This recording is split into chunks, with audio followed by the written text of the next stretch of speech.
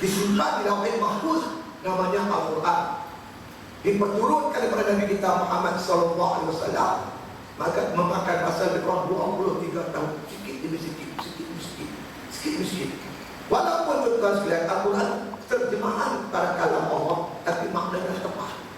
Yang menterjemahkan itu berdirilah Allah Subhanahu wa ta'ala.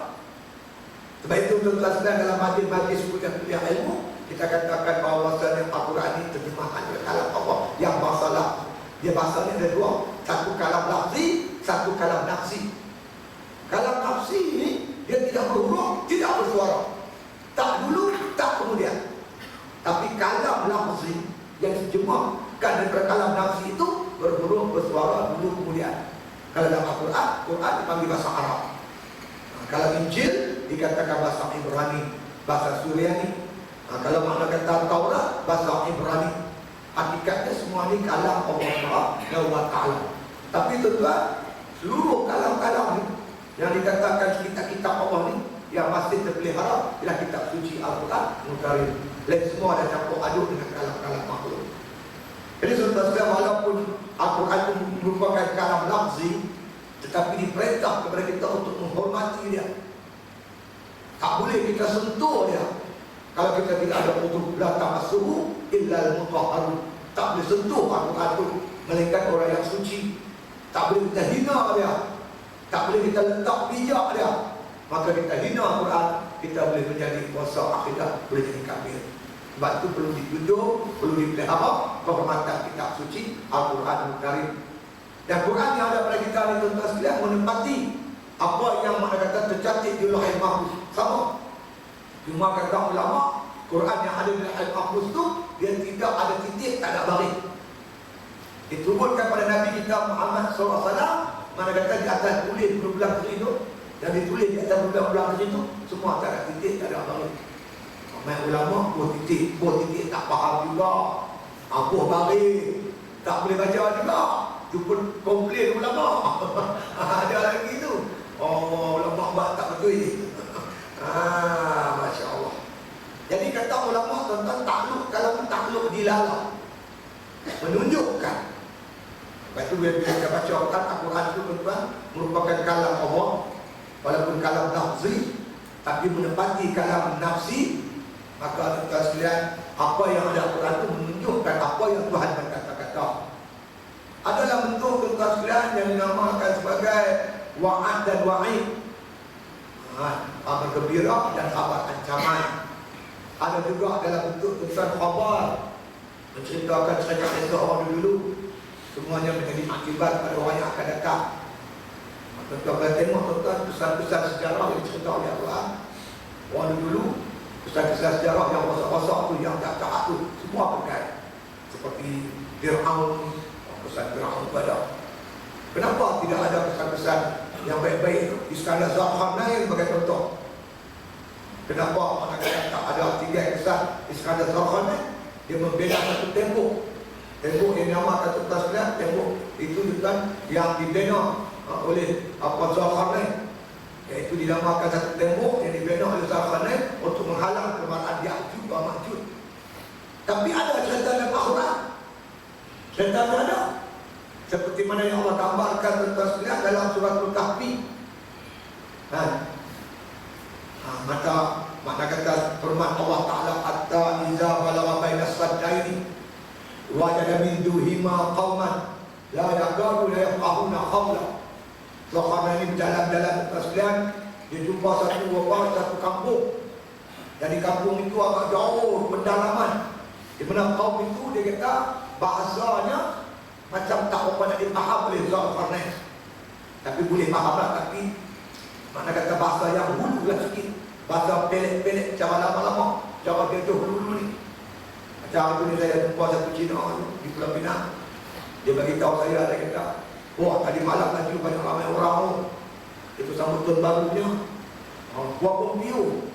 Wah ini apa? Itu ada satu orang, dia cakap tapi dia punya bahasa banyak dalam tu.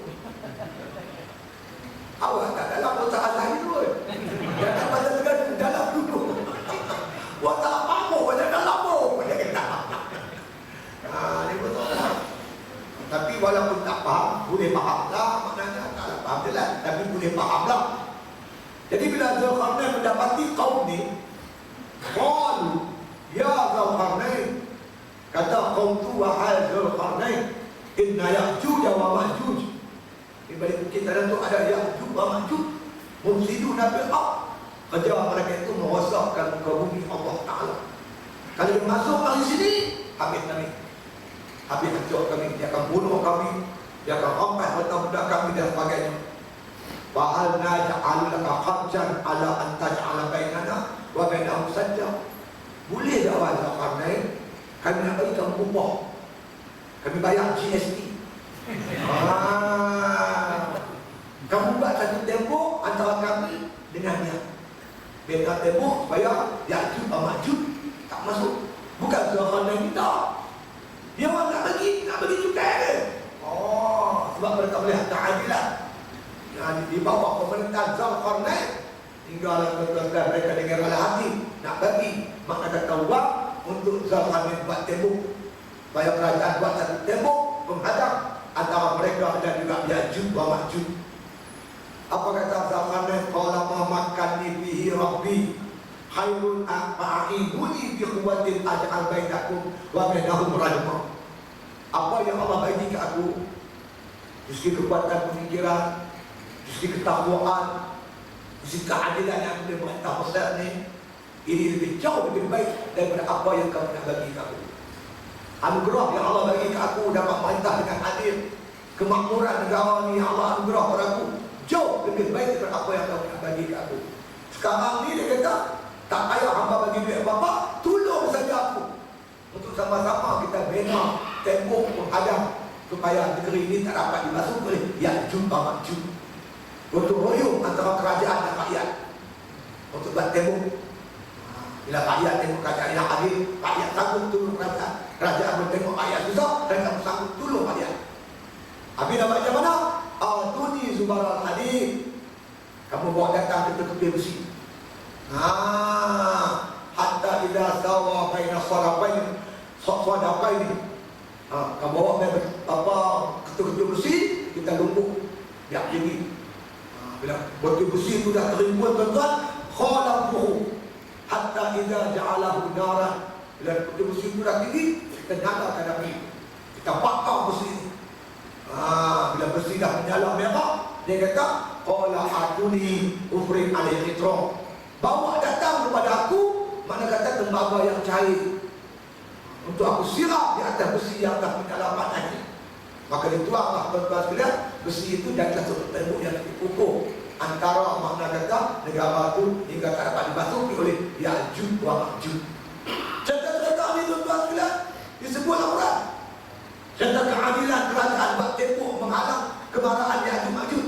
Kesan dia payah kita cari sekarang. Tetapi yang Fir'aun punya Tuhan nak ada, Fir'aun punya Tuhan ada.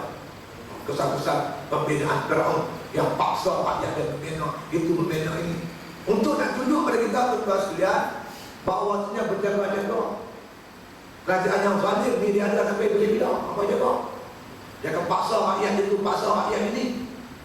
Itu peringatan daripada Allah Subhanahu wa ta'ala kepada kita untuk kita ambil akibat. Jadi semua ni terkandung dalam Al-Quran, namakan sebagai khabar. Ada khabar. Kemudian ada lagi tuan dalam Al-Quran itu ada disebut sebagai amal. Amal ini tetap perintah suruh daripada Allah Ta'ala. Allah perintah kita, Allah suruh kita. Ada yang nahi. Perkataan Allah juga kalam Allah, tapi mana kata dilarangnya menunjukkan supaya larang, jangan buat. Jadi ini semua terkandung dalam kitab suci Al-Quran Karim. Berarti apa yang ada dalam Quran itulah yang disebut oleh Allah Subhanahu wa ta'ala dalam bentuk arahan, larangan, kabar gembira dan sebagainya. Qala musannif rahimahullah ta'ala wa annahu ta'ala mutakallimun. Allah Ta'ala itu makna kata mutakallim, dia berkata-kata. Dia kata berkata-kata amirun. Dia kata dia makna kata dia memerintah, dia menyuruh, nahi, dan juga dia mencegah. Nahi makna kata dia mencegah, menghalang. Ada bentuk kata Allah dalam bentuk suruh, ada perkataan Allah bentuk larang. Dia disuruh buat. Dan dilarang wajib kita tinggal. Untuk ini Tuhan semua. Bukan kata-kata nak buat.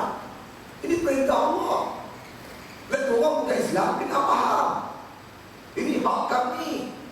Kami orang Islam wajib melaksanakan perintah Tuhan kami. Kalau kami tak pernah kacau kamu, kamu jangan kacau kami. Pernah kita ganggu hak orang bukan Islam untuk mengamalkan ajaran agamanya? Pernah kita kacau? Kalau kacau tentang Hindu ni, Hindu yang ada lembu tanduk kuning tu, dia pusing satu berak tu. Saya pernah jumpa tanda balik, kadang jumpa kat Sungkai, lembu ni ada jumpa kat Paris kat tu. Kita tak pernah kacau. Dia nak lompat tentang buat apa-apa. Kalau ni mereka kena faham ini hak kita. Seperti mana Allah perintah kepada kita kutiba alaikum muslim. Allah juga perintah kepada kita kutiba alaikum muslim. Surah apa? Al-Baqarah.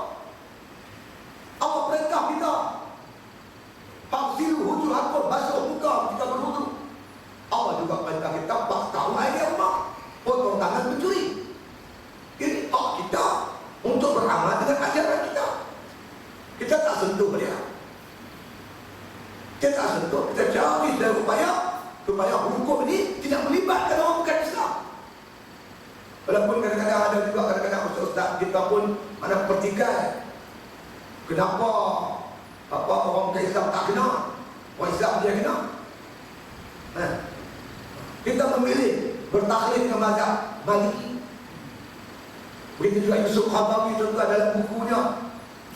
Yang tak silap saya bukunya itu menyebut tentang Ahlul Muslim fi mujtama' Islami, iaitu mana kata rakyat orang bukan Islam di dalam sebuah negara Islam. Dia pun menyebut bahawasanya harus dikecualikan orang bukan Islam daripada hukum hudud. Boleh bersandarkan kepada firman Allah, faman ja'uka fahkum bainahum aw a'rid anhum. Bila mereka datang pada kamu Muhammad, hukumlah mereka dengan hukum Allah, atau kamu berpaling daripada mereka.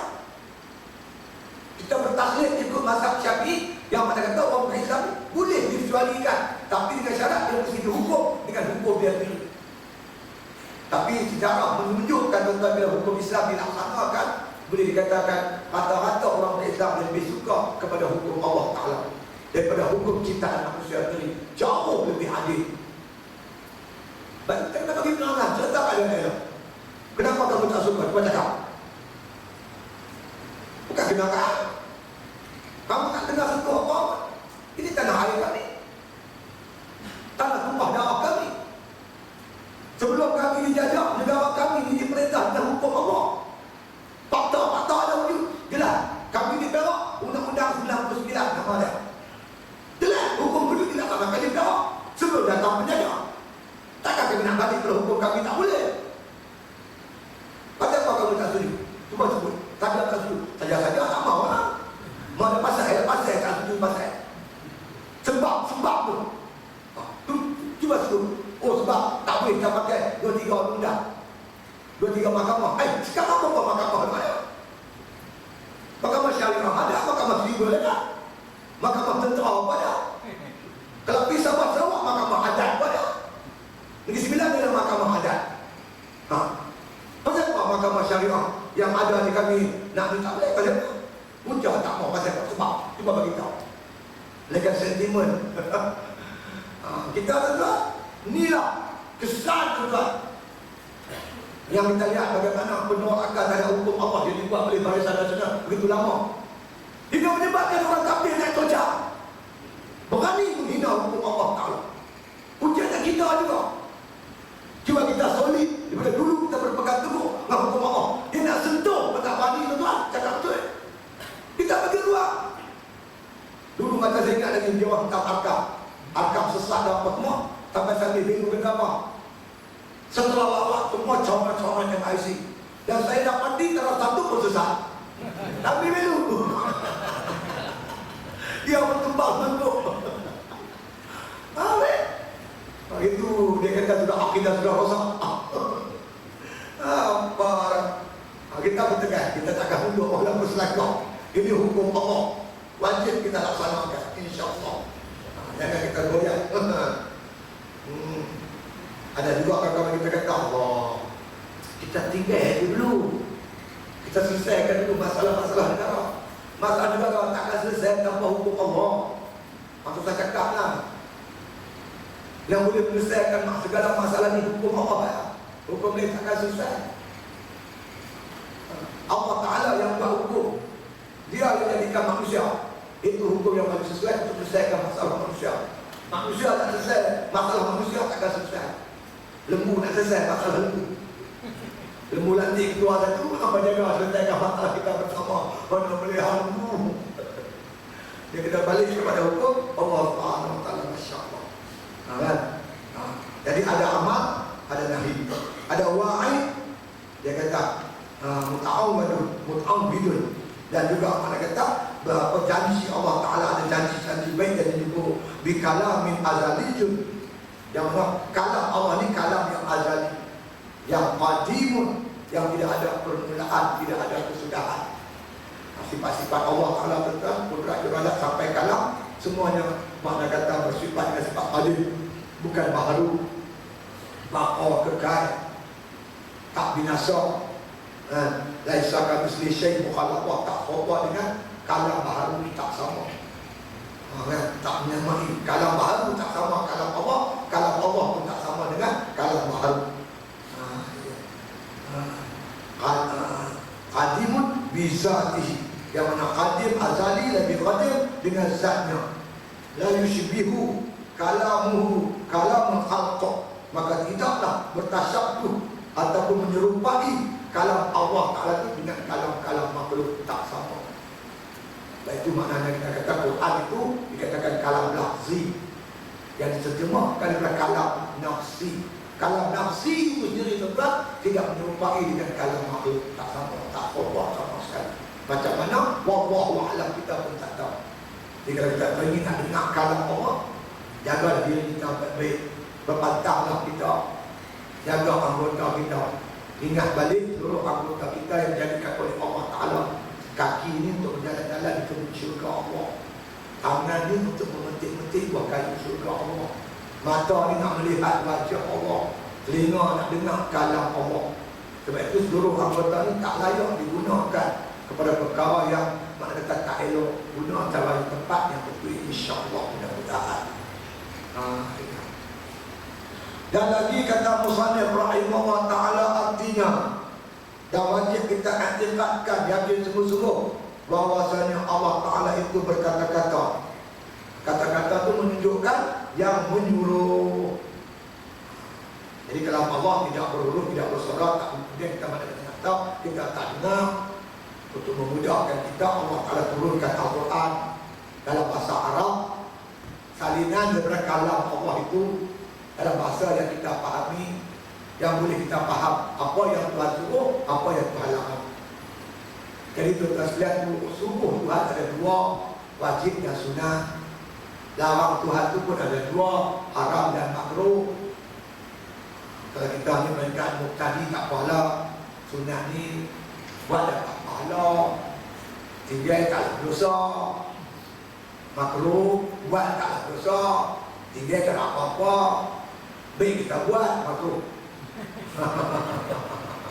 Yang sunnah tu buat tak apa-apa, nak tinggal tak apa, baik kita tinggal, tak boleh lah. Tuan-tuan, kalau kita lagi makin lama makin tinggi, kita akan dapati tuan-tuan bukan soal dosa pahala. Pahala-pahala ni upah. Upah ni padan lah tuan-tuan sekalian, dengan budak sejak satu, budak tadika, man, awak pak, beli gula kat buat sekilo, pak bagi upah RM1. Padahal dia kerja satu. Takkan anak kita masuk universiti, balik dari cuti, mat, ambil beli gula sekilo, pak bagi RM1. Anak kita kata, pak aku ni terbiak lah. Banyak dia kata begitu. Jadi peringkat awal memanglah, tapi sebenarnya mereka mengaji ilmu tasawuf. Tuan-tuan sekalian, yang sunnah juga saya pahala. Soal nak mendekatkan diri dengan Allah. La yazalu yataqarrabu ilayya bin nawafili hatta uhibbahu. Sentiasalah hamba-Ku yang nak menuntut hampir kepada Aku, mereka mengerjakan amalan-amalan sunat. Sehinggalah mereka itu dikasihi oleh aku. Jadi amalan sunat ini amalan yang merapatkan kita dengan Allah, mendekatkan kita dengan Allah, bertakabur kepada Allah dengan amalan sunat, sehingga mencapai satu tahap Allah sayang kat kita. Kalau kita naklah sayang kat kita kena banyakkan amalan sunat. Yang wajib mesti buat. Kalau ketiga yang wajib haram dosa, mesti buat yang wajib. Yang wajib mau mesti buat. Tapi amalan wajib saja tak boleh mendekatkan kita dengan Allah, tak cukup.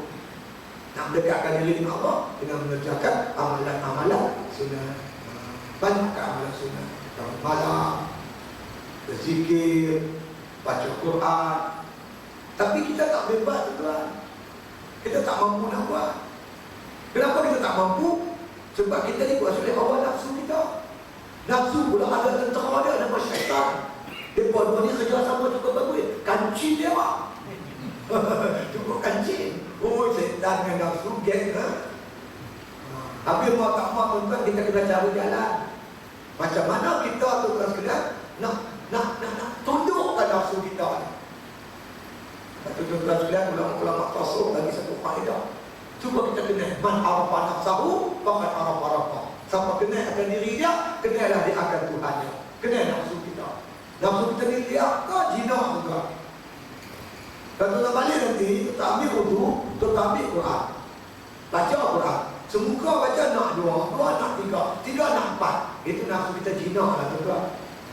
Kalau kita baca dua tiga baris, mata bola nak mengantuk. Dengan gusti pula di sini sebelah tu. Apa tu mat? Gusti pak, gusti. Tutup Quran kedua gusti. Lihatlah tu. Apa kaedah nak menjinakkan nafsu kita ni? Supaya suka ni kepada Allah, suka buat ibadat yang mendekatkan diri dengan Allah. Dia kaedah dia dua ya. Dia nafsu yang dia ibarat binatang dia. Binatang dia nak jinakkan dia dengan beramal. Kurang tak hukum. Tuan-tuan pernah uji, jangan bagi makan dia. Jadi macam mana? Dia panggil tak terhenti. Tapi nak jalan tak boleh. Dia keliti di pinggir kita. Pasal dia lapar. Nafsu ni bila dia lapar, dia akan rapat dengan Tuhan. Dia akan dekat dengan Tuhan. Dia jinak dengan Tuhan. Kalau dia kenyang, dia lihat. Betul tuan. Saya biasa belayar. Dulu lah belayar masa belah kambing. Naik makam. Kambing pada kaki. Dulu belayar. Baru ni ada orang daripada kuliah, dia biasa bawa 4, 5 keluarga. Dia buat akikah nak ekor kambing. Tidur malam. Nak ekor malam. Dia nak kenduri. Dia datang ni. Saya belayar. Ayam ni kalau dia lapar, dia jinak. Dia jinak. Selalu saya bagi makan pukul 8 pagi. Lepas habis kuliah subuh, saya bagi makan.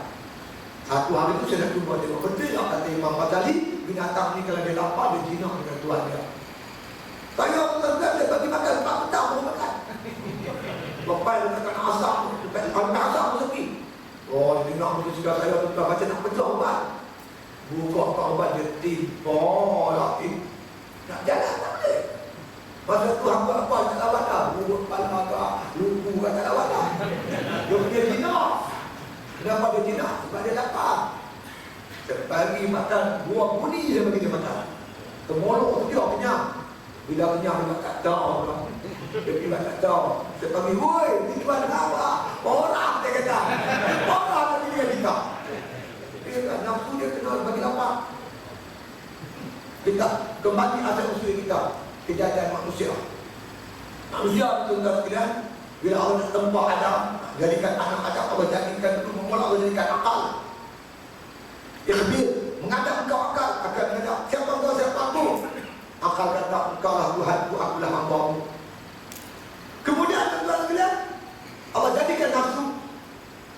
Mengadap engkau nafsu mengadap. Siapa engkau, siapa aku? Nafsu kata, engkau, aku. Allah kejam nafsu dalam neraka panas. Bawa naik ke atas. Siapa engkau, siapa aku? Aku. Bukan tolong ni. Kejam neraka sejuk. Buat naik lagi. Siapa engkau, siapa aku?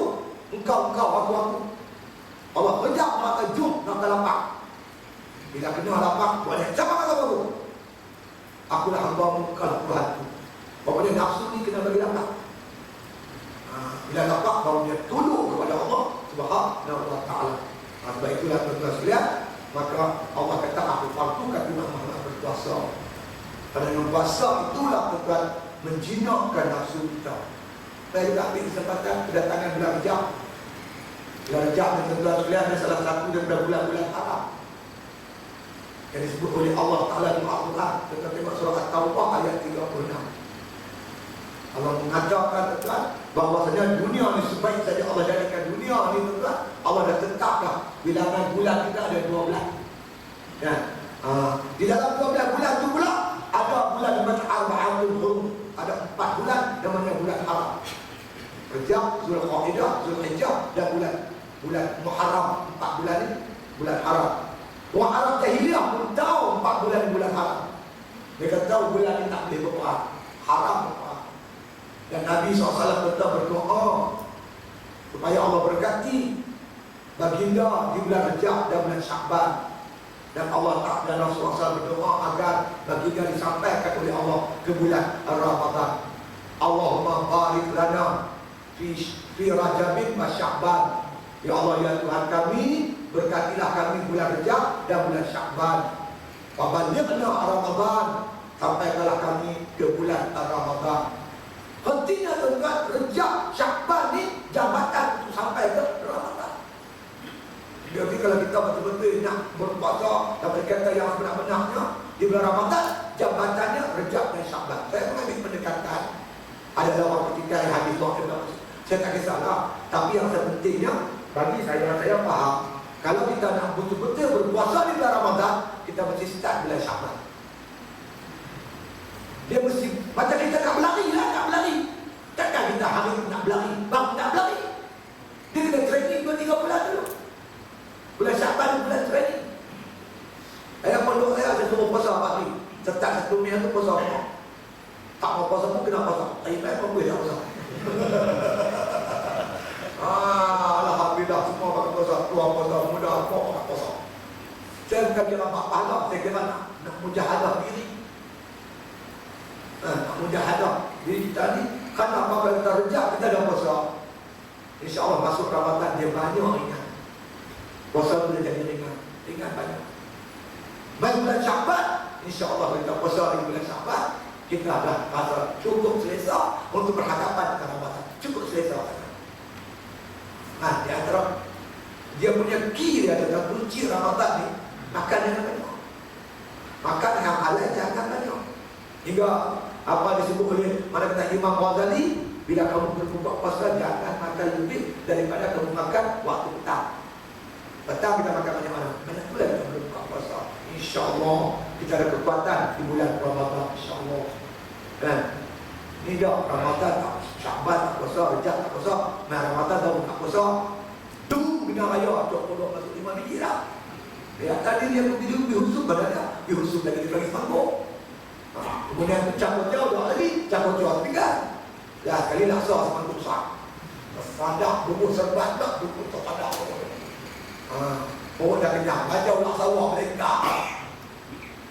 Isteri kata, bapak mu azan isyak terawih. Allah mu ya Allah. Cakap tak. Tak lagi duduk belakang sekali tu. Kena hati imam baca bukan panjang pula dah. Arah jaduh hati imam baca panjang. Tempat kiri imam. Dia tak dapat kelazatan, tak dapat nikmat dan kemanisan Ramadan. Tapi kita training kepada Allah, insyaAllah. Tak boleh buat semua pun, sikit-sikit je lah. Ambil hari 1, 15, 30. Ataupun kita ambil Isnin Hamil. Ataupun kita puasa 13, 14, 15. Buatlah apa-apa pun. Bagaimana latihan kita untuk menghadapi Sya'ban dan juga Ramadan. InsyaAllah mudah-mudahan kita buat latihan. Tapi tuan-tuan nampak, saya nampak kalau kita baca puasa, kita baca dulu. Kita tengoklah, insyaAllah. Kalau kita baca puasa, insyaAllah paling tidak kita bangun sahur, kita duduk di awal. Sebab tahajud dan sebagainya. Di pondok saya tu bangun pukul 4.30. Pasang kunci, pasang silent 3-4 biji. Bukan dekat luar asrama, dalam asrama pun dia besar. Sampai kau nak tidur, tak boleh. Pasang silent pukul 4.30, pakai habis letak muka. Mungkin habis untuk masuk masjid, semayang awal malam, pukul 5.10 bersahur. Lepas tu dapat semayang, solat berjamaah. Dapat takbir ihram bersama-sama imam. Mereka hebat ya, Alhamdulillah. Kita kena mujahadah. Mujahadah dengan nafsu kita. Biar tercina, tunduk kepada kehendak Allah Subhanahu wa taala, insya-Allah. Baik, balik kita pada kalam tadi ni, kata musannif, wajib kita i'tiqadkan bahwasanya Allah Taala itu berkata-kata yang menyuruh. Tidak ada dalil perkataan Allah ini yang kita tengok dalam Quran tu ada ayat-ayat yang itu amal menyuruh, suruh. Yang Tuhan suruh kita wajib lakukan, mesti kita lakukan. Suruh wajib mesti buat. Suruh sunat pun tak usah suruh untuk kita lakukan suruh hal itu. Apa yang Tuhan suruh semua ada kebaikan, tak ada satu yang buruk untuk kita. Dan kita yakin wujud jika kita laksanakan kebaikan. Tuan-tuan, Quran salah satu rahsia yang dia ada merupakan mukjizat. Walaupun orang bagi macam-macam takrif mukjizat, tapi saya tertarik dengan satu takrif siapa bagi itu. Dia kata mukjizat ni dia ada unsur-unsur i'jaz atau mu'jiz. Dia ada unsur-unsur challenge, sabar. Kuntum fi raibin mimma nazzalna ala abdina fa'tu bi suratin min misli. Kalau masih ragu-ragu dengan apa yang kami turun pada hamba kami Muhammad, bawa datang satu surah. Quran ni dia bersifat challenge, cabar. Sebab itu tuan, hukum Quran hukum yang cabar. Dia cabar mana-mana peraturan yang ada di muka bumi Allah Taala ni. Silap. Kita ada fakta, kita boleh tunjuk bukti-bukti sejarah. Negara yang melaksanakan hukum Allah dengannya cukup minimum, cukup rendah. Dan kita yakin kalau hukum Allah ditegakkan pada luar sekalian, segala masalah jenayah ini dapat dibenteras. Karena Allah sebut nakala binafaq. Hukum hudud ni dia merupakan kawalan daripada Allah. Nak kawal jenayah, rompakan, rogol, macam-macam mesti dengan hukum Allah. Sebab itu kita nak tengok sangat, tuan. Kalau Kelantan nak laksanakan hukum Allah, kita nak tengok. Dia akan cabar begini-begini. Kalau Kelantan boleh laksanakan hukum Islam, hukum hudud, kita akan tengok. Dia akan cabar tentang begini yang tidak laksanakan hukum Allah. Ketika itu, orang boleh compare. Ini hudud, ini bukan hudud. Boleh kita bagi fakta jenayah, tengok macam mana. Sebab Allah campur tangan dalam pengamal jenayah. Macam di Brunei tu, belum lagi laksana. Dah pakai takut dah. Bukan setakat dia mencuri takut, dia tak mencuri pun tumpah takut. Yang mencuri itu takut, nak apa? Yang tak curi pun takut. Pakai takut dah. Takut yang kita nak tu. Tapi dia orang tak takut. Orang tak takut dengan hukum manusia. Tak menggerunkan. Tuan-tuan, potong tangan kami. Tak boleh pakai bius. Weh, mana boleh bius? Bius tak apa boleh. Tak ada biusnya. Ni tangan. Pung. Darah macam tu. Menggerunkan. Orang kena tentak dengan parah, bila kena tembak dengan pistol. Kena sedikit pistol mati. Tak kebun. Kalau parah, kena kepala, darah macam. Mengerikan. Hukum hudud mengerikan. Falyashhad 'adabahuma ta'ifatun minal mu'minin. Persaksikan pada khayat ramai. Di kalangan orang beriman, hukum itu. Mencuri, main lupa di stadium mana? Stadium Cahla. Menyaksikan, makna kata hukum hudud dilaksanakan. Semua turun. Buat siapa lagi talikas, bintang langsung. Satu Malaysia. Semua pakai tengok. Jadi buah mulut. Yang dia pun dah kena betul, tak kena masuk penjara dah. Balik tidur. Ini dah ada curi kata budak kita, dia masuk penjara, dia pergi makan lagi. Nak gaji orang tunggu dia lagi, biaya dia lagi. Dah ada curi budak kita kena sabar dia lagi. Adik tak adik? Bodoh. Jadi apa bodoh tengah dia, ambil dia balik. Dia balik tunjuk maaf macam mana. Hanya kamu curi dia lah, tengok tengah kubur Allah. Pencuri gila-gila orang ni ke? Gila-gila. Dia masuk satu rumah mengandung. Dia masuk, bukan dia masuk ke mana, tak tahu lah. Dia ambil apa dia nak ambil. Lepas tu dia pergi dapur, dia ambil tongges. Dia pukul pintu bilik tuan rumah. Ketepung dia pukul. Tuan rumah tak sedap pun enak. Dia keluar, tuan rumah, awal apa? Apa? Rumah ambil pencuri lah. Ni pencuri. Hang tengok muka aku elok, hang pergi buat kat polis. Pencuri apa ke ni?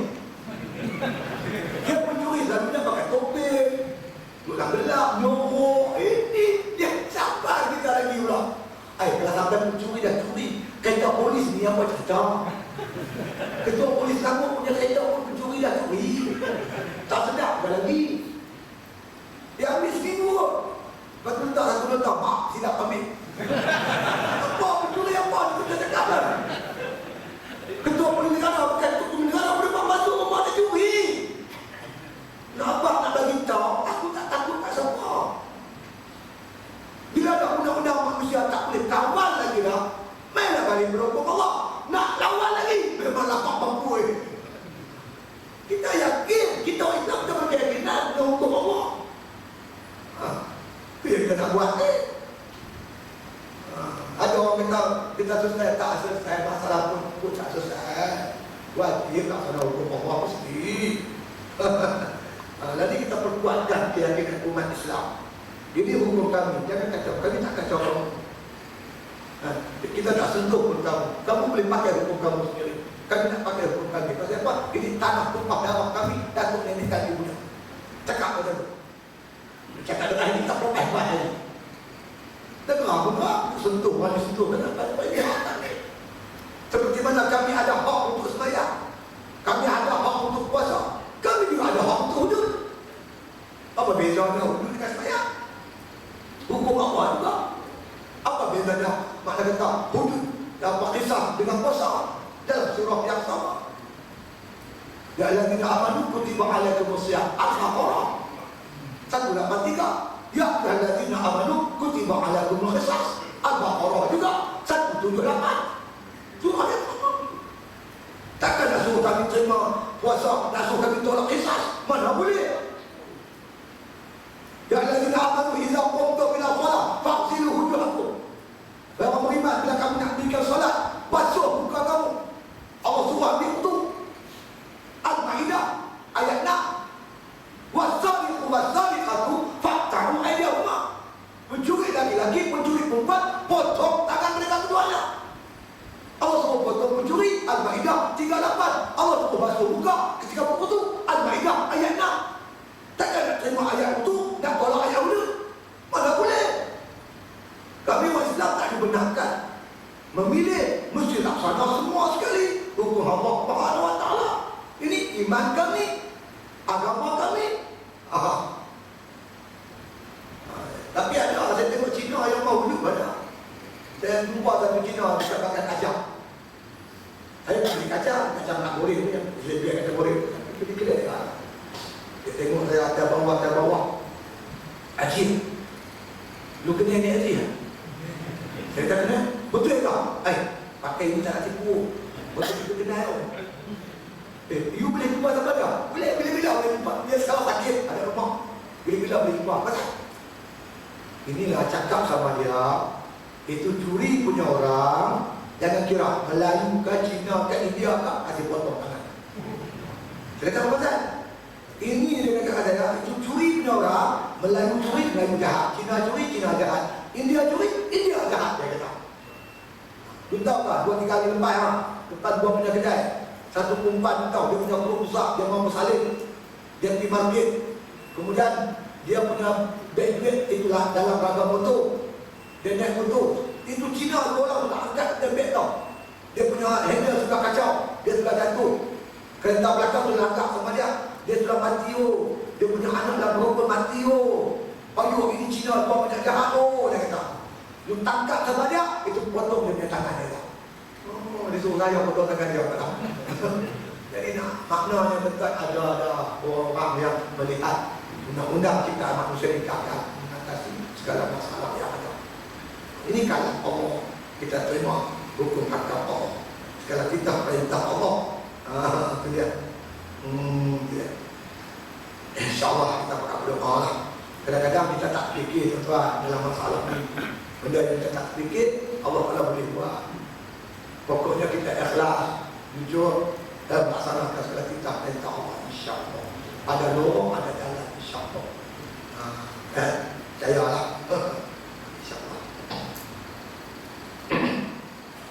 Jadi Allah Ta'ala berkata-kata yang menyuruh dan yang menegak, yang menjanjikan akan segala orang yang berbuat ibadat itu dengan syurga. Percaya janji Allah. Innal ladzina amanu wa amilus shalihat lahum jannatun tajri min tahtiha al-anhar. Yakin, beramal. Jangan tak yakin. Kita besok tuan di akhirat, orang yang beramal pun menyesal, apatah lagi yang tak beramal pun akan menyesal. Macam saya baca cerita Zulkarnain, dia ni tuan sekalian bawa lah tentera dia, bawa tentera dia masuk satu terowong. Terowong tu panjang, satu hari jalan baru boleh keluar terowong tu. Tapi sebelum masuk terowong, jadi tentera-tentera ni dapat berita orang-orang luar tu cerita dalam terowong tu ada emas. Semua tahu cerita ni. Tapi bila dah masuk tuan, sampai tahun gelap, betul-betul gelap tu. Dia orang terlanggar, terpijak. Ada yang yakin ini emas, dia pun ambil di mana biji pun dah pakai. Ada yang masuk tak percaya, takkan emas tu kan, sebiji pun tak ambil. Ada yang yakin sungguh. Yang yakin sungguh tu dia buka bajunya, dia bubuh batu-batu ni, ketul-ketul ni, dia bubuh, dia ikat, dia tanggung. Sampai sana ada ujung tu dekat malam tu kan, ujung petang baru sampai ujung sana. Nampaklah cahaya ujung terowong. Bila keluar tempat cerah tu kan, memang emas sungguh. Memang emas sungguh. Maka mereka pun bagi tahu Zulkarnain minta masuk semula. Zulkarnain tak benarkan masuk semula.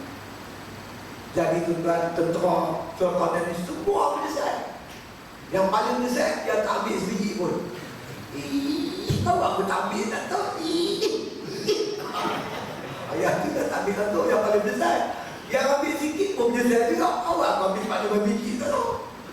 Berapa tol 5 biji. Oh gila. Yang 5 biji tu dia sembahyang maghrib dengan Isyak ya. Subuh tak bagi tu. Ayah tu paling tu menyesal tu. Yang tak ambil satu tu yang tak sembahyang tu tu. Oh yang tu lagi menyesal. Yang ambil banyak pun menyesal. Ish, kalau aku tahu macam ni, bukan tak baju kain pun dia. Buka kain selanjang aku dia buka. Kalau aku tahu, aku tak tahu aku ingat. Kita ni semua tuan balik besok menyesal.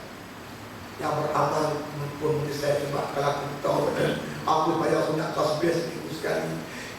Kalau aku tahu aku sembahyang setiap hari. Yang sembahyang setiap hari tak kata, kalau aku tahu macam ni, bukan sembahyang malam dia siang aku sunat tasbih juga. Habis pakai menyesal tuan. Betul cerita Allah tentang balasan baik syurga itu sungguh. Jangan sampai Rabbana absarna wa sami'na farji'na na'mal salihan inna mu'minun. Kami nak tengok ya Allah, kami nak dengar, hantar kami balik dunia, kami nak beramal saleh. Tak payah nak berdoa. Inilah tempat dia. Inilah peluang kita masih dihidupkan oleh Allah, berbanyakkan amal, baca Quran, zikir, bangun malam, sunat duha jangan tinggal. Supaya kita bayar sunat duha, kita minta rezeki yang bersih. Dengan rezeki yang elok ni memudahkan kita buat ibadah. Allahumma in kana rizqi fis samai fa anzilhu wa in kana fil ardi fa akhrijhu wa in kana ba'idan fa kharrijhu wa in kana mu'assara fa yassirhu wa in kana haraman fa tahhirhu. Ya Allah ya Tuhan kami, kalau rezeki kami itu di langit tolong makbul. Kalau rezeki kami di bumi tolong bawanya. Kalau rezeki kami jauh tolong percekatkan. Kalau rezeki kami ini payah, tolong permudahkan. Kalau rezeki kami ini haram, tolong sucikan. Dan kita dapat rezeki yang dekat, mudah kita beribadah kepada Allah insya-Allah. Anak-anak isteri kita mudah kita bentuk akhlak mereka itu. Kita berada suasana zaman yang tahu biru. Hari itu kan masa CST itu ada satu kumpulan di kalangan pemuda Cina. Mereka ni kahwin sama-sama laki-laki. Dia pun jadi dah wujud dalam negara kita benda-benda yang macam ni. Dia akan berebok lagi tuan. Macam mana kita nak pertahankan keluarga kita, anak-anak kita kalau Allah tak tolong kita. Apa tu perlu kita mendekatkan diri dengan Allah Ta'ala, memperbanyakkan ibadat insya-Allah. Ibadat itu kan kalau sebut dia pernah tasawuf, dia ni mereka awal dia payah. Fa inna ma'al usri yusra. Sesungguhnya kata Allah beserta kepayahan itu insya-Allah akan ada kemudahan. Inna ma'al usri yusra. Sesungguhnya dengan kepayahan itu ada kemudahan. Jadi yang payah ni, kita nak memulakan ibadah. Dipanggil oleh ulama, kita ni ahlul ibadah. Ahlul ibadah itu tuan, kita pasal ibadah dan bermujahadah. Berperang hawa syaitan, hawa nafsu dan sebagainya. Kalau dia ikhlas beribadah sungguh-sungguh pada Allah, tunjukkan kesungguhan, insya-Allah Allah tolong dia, Allah bantu dia, maka Allah angkat dia ke taraf ahlul inayah. Orang yang dapat pertolongan dari Allah. Dia rasa sedap, rasa manis, dia rasa lazat, rasa tawakal, rasa lutur hati dalam mengerjakan ibadah, maka dengan cara itu dia sayang kepada ibadah, dia kasih kepada ibadah, seronok nak mengerjakan ibadah, memang berbanyakkan ibadah, insya-Allah mudah-mudahan. Semua itu akan bantu kita, terutama Al-Quran. Jangan tinggal Al-Quran. Kehebatan Ramadan bukan pasal puasa juga. Kehebatan Ramadan pasal bersuruh Quran tu. Sebab itu kita kena baca Al-Quran. Allah menyebut Al-Quran adalah Nabi dia Qarina, Wabil Qabri Mu'isa, Wabil Qiyamati Syafi'ah. Minta ya Allah supaya kita dengan Quran ni, di dunia ni, kita rapat dengan Quran. Bila kita mati besok, Wabil Qabri Mu'isa, Quran berjinak-jinak dengan kita. Wabil Qiyamati Syafi'ah, di hari kiamat besok, Quran akan bagi syafaat kepada kita. Dia tolong kita. Nabi sebut tuan-tuan, kita akan jumpa kita asal-asal ini. Nabi sebut tuan-tuan, syafaat Quran lebih hebat daripada syafaat para Rasul alaihi wasallam. Dia punya power tu cukup kuat, syafaat Quran. Wabil Qabri Mu'isa, Wabil Qiyamati Syafi'ah, wa 'ala siratil murah. Ketika kita melintas surat Al-Mustaqim, Quran dia baca spotlight, dia suruh terang. Kita berlari mudah atas sirat Al-Mustaqim. Fa'ila jannati rafiqah, jika kita berlari atas sirat menuju syurga, dia rafiq, berlomba-lomba dengan kita. Wa minan nari sitran wa hijabah. Quran ini dengan api neraka sebagai tirai titik yang cukup tebal. Dia menghalang kita daripada panasan api neraka. Masya Allah. Quran masih bersama-sama kita. Ini mukjizat terbesar Nabi kita Muhammad sallallahu alaihi wasallam. Siapa dampingi Quran, dia akan hebat, dia akan kuat. Mana jamaah yang pegang Quran, jamaah kuat. Mana negara yang pegang Quran, negara kuat. InsyaAllah. Mari kita pegang sungguh-sungguh Al-Quran Karim, insyaAllah. Kalam Allah yang berbicara pada malam ni. Ada perintah suruh, ada perintah larang, janji, ibadat. Dijanjikan buat ibadat dengan syurga dan menjanjikan akan segala orang yang berbuat maksiat itu dengan neraka. Takut apa ni? Alladzina fatanul mu'minina wal mu'minat tsumma yatubu falahum azabun jahannam wa lahum azabul hariq. Orang yang buat fitnah, buat zalim pada orang beriman laki-laki dan perempuan, kemudian dia tidak bertaubat, baginya azab Allah yang amat pedih. Buat maksiat dia, Allah janjikan maksiat, janjikan azab. Ini janji-janji Allah dalam Al-Quran, kalam Allah yang menjanjikan begitu pada kita. Kita yakin. Ya, dan adalah Allah Ta'ala berkata-kata dengan kalam yang azali, yang qadim, yang berdiri dengan zatnya. Padahal tiada menyerupai akan kalam Allah Ta'ala itu oleh segala perkataan makhluk ini. Tak sama sekali. Bagi saya kata Al-Quran itu kalam lafzi yang Allah terjemahkan daripada kalam nafsi yang tidak berhuruf bersuara. Allah sendiri terjemah dalam bahasa manusia yang kita boleh faham. Tetapi dia tetap berkaitan dengan manusia. Manusia tidak boleh mencipta atau menggubal, mengarang satu perkataan seperti mana Al-Quran. Dan cabaran itu daripada dulu lagi. Allah telah cabar. Kalau hamba boleh buat satu kalam, baca Al-Quran sini. In kuntum fi raibin mimma nazzalna ala abdina fa'tu bi suratin min muslim. Kalau kamu masih ragu-ragu dengan apa yang kami turun kepada hamba kami Muhammad, bawa datang satu surah baca Al-Quran. Fa illam taf'alu wa lam taf'alu. Kalau kamu tak boleh buat dan kamu memang tak boleh buat. Allah datangkan dua huruf nafi. Dia panggil harfu nafsyin. Pertama huruf nafi itu fa'il lam. Fa'il lam taf'alu. Lam huruf nafi, tapi nafi dia nafi madhi, nafi yang telah berlalu. Fa'il lam taf'alu, kalau dulu apa tak boleh buat, maksudnya walan taf'alu. Satu lagi nafi dengan lan nafi istighfar. Sampai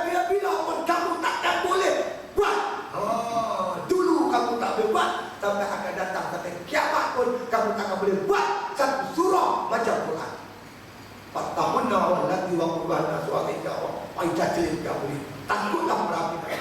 Bahan bakarnya manusia kan. Jadi kita ada kekuatan. Kekuatan kita pada Al-Quran. Kita pegang Quran kuat, kita kuat. Saya. Kalau kita tinggal Quran, kita akan sesat. Wa man a'rada an zikri fa inna lahu ma'isyatan dhanka. Siapa lari ke peringatan itu, tak mengikut Quran, baginya kehidupan yang sempit. Bagi kita nak kembali dari bangsa yang kuat, umat yang kuat, perlu kembali pada Quran, kembali pada hukum Allah. Kalau kita tengok ni, guru ni ahli kata, lampu merah ni, dia dah menyala 21 tahun. Dari tahun 1963 sampai sekarang. Oh, dia menyala lampu merah. Tapi Injil tak mati. Takkan kita bila lampu merah Injil mati. Berapa lama lampu merah? 21 tahun. Bila lampu merah tuan, kiri kanan berlampu hijau. Tapi bila lampu tukar hijau, lain semua merah. Tidak. Sekarang lampu dah hijau. Bila lampu hijau, kita tak jalan apa jadi? Orang belakang, marah lah. Yang kiri dah bagi lampu hijau. Kita tak jalan lah. Tak jalan kau boleh punggung kita. Kita tengoklah macam mana cerita. InsyaAllah lah. Kita tak nak rugi apa-apa. Kita teruskan perjalanan kita. InsyaAllah. Kita nak tengok. Dia bertipu. Tipu si sekala boleh lah. Dah lama nak tipu apa lagi. Kita pun takkan nak boleh kena tipu. Kita berhenti juga. Kita pun hazard juga.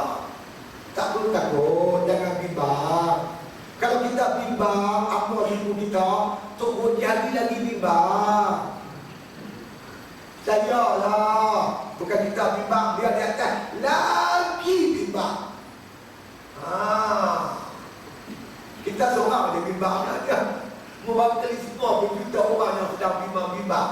Tak apa, insya-Allah. Lagi kita buat tindakan salat jama'i, percayalah tuan, insya-Allah.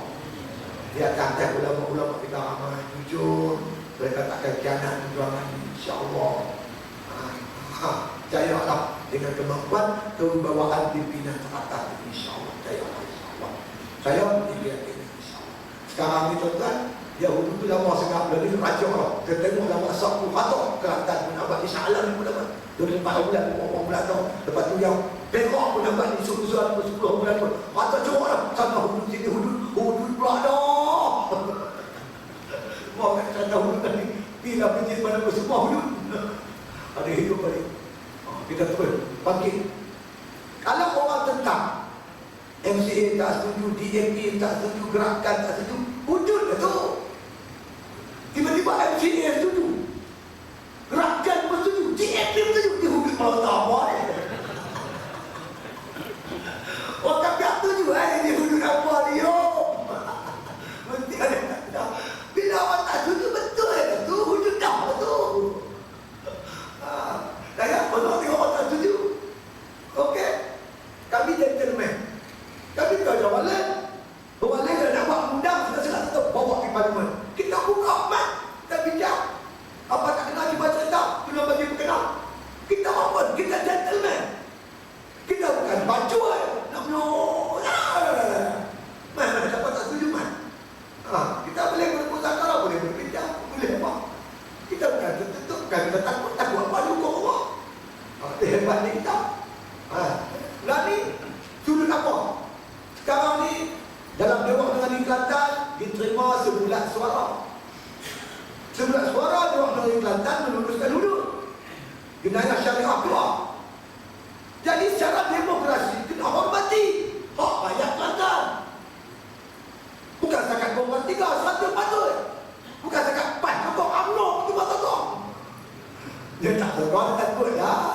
Tak terkau tak ada Kelantan tak tahu dia punya kapiah. Tak ada kapiah saja. Mana tolak hudud, nak apa-apa. Dia tolak aja dalam kawasan dia. Apa yang ayah kapiah lah tolak hudud. Bapak dah aku keluar lalu. Terima sudah soal.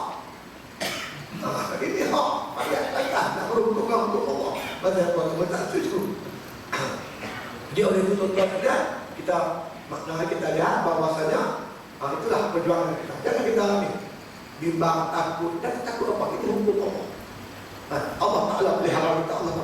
tunjuk bagi kita kaedah perjalanan kita insya-Allah. Dan kita yakin satu hari hukum Allah akan terdaulat di muka bumi Allah insya-Allah. Yakinlah. Ya. Jadi mana kata perkataan Allah tak sama perkataan makhluk. Qala musannif rahimahullah taala, walaisa, dia kata bisautin yahdusu min insilali hawaid awistaq takaka ahrami wala bihurfin yanqati'un bitnaqin bitbaqin syabatin au taharika. Dia kata lisan artinya adalah berkata-kata Allah Ta'ala itu dengan tiada suara yang mendatang daripada keluar nafas dan daripada berjempit akan segala ciri yakni benda, dan tiada dengan huruf yang putih, dan tiada dengan berkatup dua bibir. Dia kata atau bergerak lidah. Jadi kita tak dapat kita mesti hakikat bahawasanya maksud berkata-kata Allah Ta'ala ini bukan dengan lidah, dengan katup. Macam mana makhluk itu bukanlah. Laisa kamitslihi syai', tak sama. Macam mana hakikatnya? Wallahu a'lam. Tapi Tuhan berkata-kata, Tuhan tidak musuh. Tidak berhuruf, tidak bersuara. Tak sama dengan apa mana kata kelakuan percakapan makhluk ini, tak sama. Macam mana kita pun tak tahu. Tuhan yang tahu hanya Allah Subhanahu wa ta'ala. Tidak mengetahui Allah Ta'ala itu melainkan Allah Ta'ala sendiri. Waktu kita nak tahu, kita buat amal banyak-banyak. Kita mati, kita lihat Allah. Kita dengar diri kalam Allah Subhanahu wa ta'ala. Allah tentulah nikmat yang paling besar. Dapat mendengar kalam Allah Subhanahu wa ta'ala. Sedangkan wa anna Qur'ana wa Taurana wa Injil wa Zabur kutubuhul munzilatu ala rusulihi. Dia kata ada pun Quran ini tuan bahasa Arab, dan Taurat tentang itu kepada Nabi Musa, wal Injil kepada Nabi Isa, wal Zabur itu kepada Nabi Daud. Dia kata kutubuh, semuanya kitab-kitab Allah Ta'ala. Kitab Allah saya kata tadi itu tersedia kalam Allah. Kalam yang kata tak berhuruf, tak bersuara, tak bulu, tak terhujan, tak putih. Kalam yang lain tak ada mithli syai' itu. Allah berkata-kata itu diterjemahkan ke dalam bahasa Arab, namanya Al-Quran.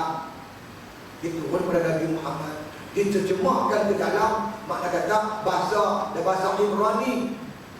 Bahasa Ibrani turun kepada Nabi Musa, yang namakan Taurat. Diterjemah dalam bahasa Ibrani Suryani, diturun kepada Nabi Isa, namanya Injil. Tapi hakikatnya semua ini datangnya daripada Allah, kalam Allah.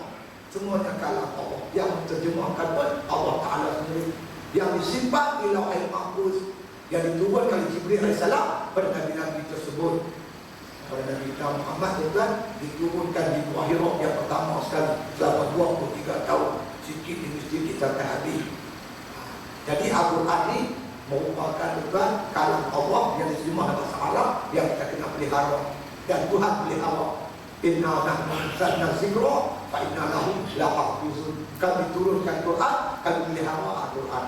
Dalam itu ada amal, ada nabi, ada khabar, macam-macam ada cerita Al-Quran itu. Merupakan adalah hidup kita. Wajib kita iktikadkan bahawa Al-Quran dan juga Taurat dan Injil dan Zabur sekalian itu kitab Allah yang diturunkan atas sekalian Rasulnya Sallallahu Alaihi Wasallam. Kemudian kata musannif lagi, wa annal kalamul Quran maqru'un bil alsin maktubun fil masahif mahfuzun fil qulub wa annahu ma'a zalika qa'imun bi dzatihi ta'ala la yaqtulul infisal wal iftira bil intiqal ila al-qulub wal awraq. Artinya dah wajib kita iktikadkan bahawasanya Al-Quran itu kalam Allah yang dibaca dengan segala lidah. Kalam Allah yang boleh dibaca, itu namanya kalam lafzi. Ada satu kalam nafsi.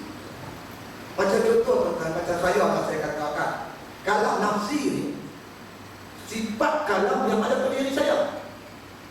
Sifat yang ada pada diri saya. Bila saya tuturkan, itu saya berkata-kata. Berkata-kata itu perbuatan. Sifat kalam itu ada pada diri. Dengan adanya sifat kalam itu, maka membolehkan saya berkata-kata. Tapi kata-kata Tuhan taklah macam kita. Kata kita lain, kata Tuhan lain. Perkataan Tuhan kita pun tak tahu macam mana. Sebab kita pun tak pernah dengar. Tetapi macam mana kita nak tahu apa yang Tuhan kata?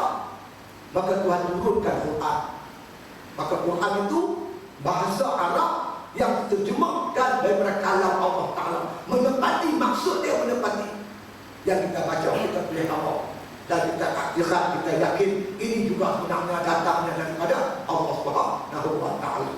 Kalam Allah yang hakiki, yang nafsi, wallahu a'lam, kita pun tak tahu. Sebab kita kata awal-awal lagi, kalam Allah tu yang hakiki tu, yang kata kalam nafsi, tidak berhuruf, tidak bersuara, tidak dulu, tidak kemudian, tidak huruf yang putih. Yang dalam Quran ada huruf putih, ada huruf sambung, boleh dibaca, boleh dihitung. Ini makna bahasa yang kita pahami dalam bahasa Arab. Jadi kata musannif rahimahullah taala, dan wajib kita i'tiqadkan bahwasanya Al-Quran itu kalam Allah yang dibaca dengan segala lidah dan ditulis dalam bahasa tercantik dalam Quran, dalam kitab Al-Quran itu sendiri, dan dihafal dalam hati.